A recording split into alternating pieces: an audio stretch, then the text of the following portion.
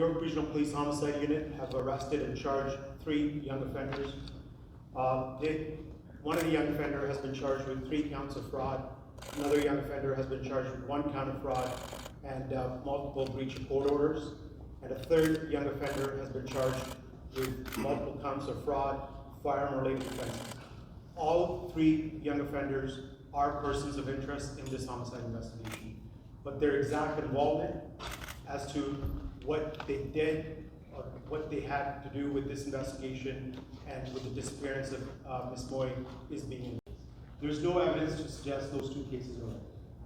What were the circumstances of finding her body at that location up in Terry Sound? Sorry, can you repeat your question? What were the circumstances? How did whoever find the body find the body? I believe OPP was contacted as somebody had been on that property and noticed what they believed was suspicious, and that's when the Ontario Provincial Police engaged and started the investigation. And what was the condition of her body?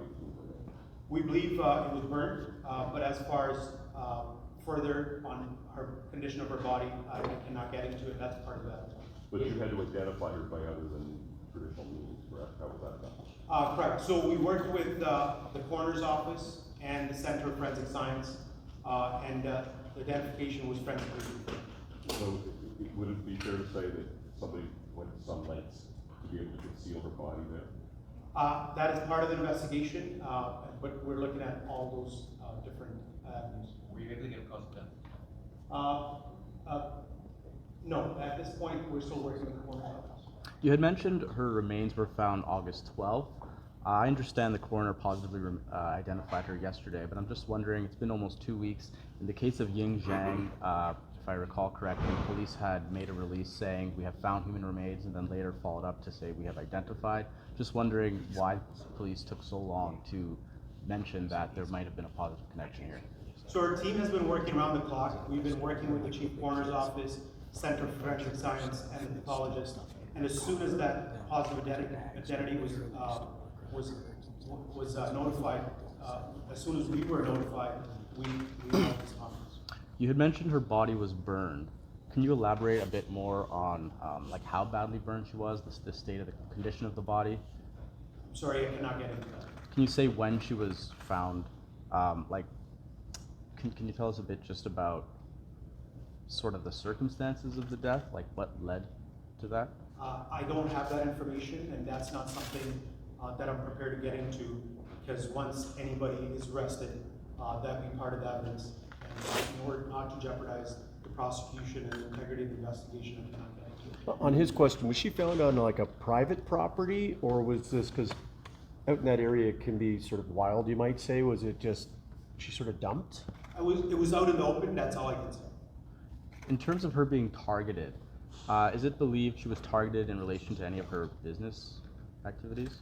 All we know is that she was at this property where she disappeared from as part of her real estate business, but we're still investigating the exact cause of her disappearance. And to be clear, police are still looking for people involved. Are we anticipating homicide charges? Is there anyone who's been identified as, you know, involved as apart from these 3 youth?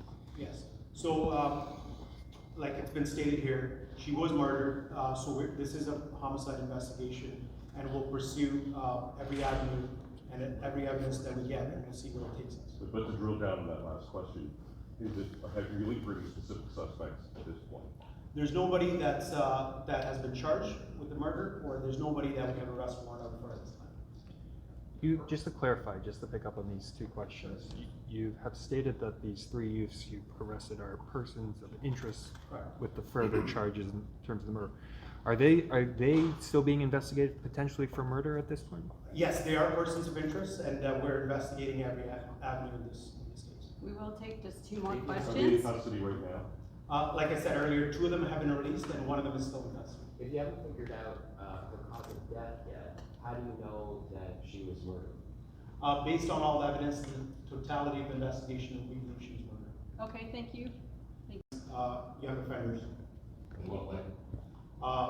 They were used at multiple different locations in the GTA. And why are you looking for that Sprinter vehicle? Since you already have the guys, what are you looking to get and investigate it now? So what we're asking the public is for any dash cam or any CCTV image of the Sprinter van, as we believe Ms. Boyd was transported in this Sprinter van from the Van Dorf address to the area of Arrow Road and Highway 400 in Perry Sound. Can you speak to the importance of these Van Dorf addresses? You spent a lot of time and resources at that location. Yes, so based on our investigation, that's where Anita Boyd disappeared from. So we believe that property was of interest to us.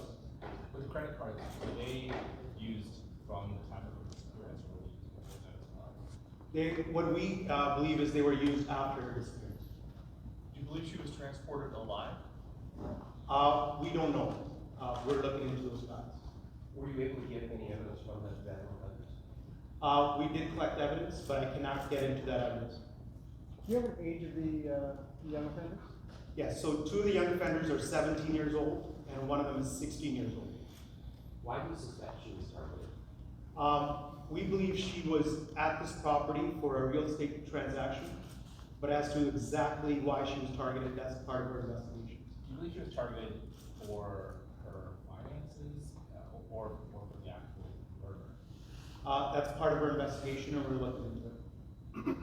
Just looking for a little bit more information on the youths. Can you tell us when they were charged and if they've already appeared in court and when their next court appearance would be? I don't have the exact dates of the next court appearance, but yes, I can confirm they were all held for a bail hearing, and two of them have since been released on bail, and one of them is still in custody and will be appearing for bail, I believe, in about 7 days. Can you tell us when the last court appearance was? Sorry. Can you tell us just when the last appearance was? The last court appearance, I believe, was a few days ago. I don't have the exact date, but I can get back to you. I can follow up, sure. There's been reporting that she was quite politically active within the Chinese community, and so I'm curious, do investigators suspect that she was targeted in any way for that political work that she had done? We're looking at all different investigative avenues, but we do not have any information to believe that she was targeted because of her political views. I realize you can't give specifics, but do you know how she got from Scarborough to Van Dorf, given that her car was found in Scarborough? That's correct. Her car was found in Scarborough. We're looking into it. That's part of her investigation, but we believe she disappeared from the Van Dorf house. Is there any sort of belief that these three teenagers may not have been acting just on their own volition, that there may be kind of higher ups or any sort of organized crime? That is still part of our investigation, and if other persons of interest or suspects are identified, we'll pursue those actions. But at this time, those are the only three.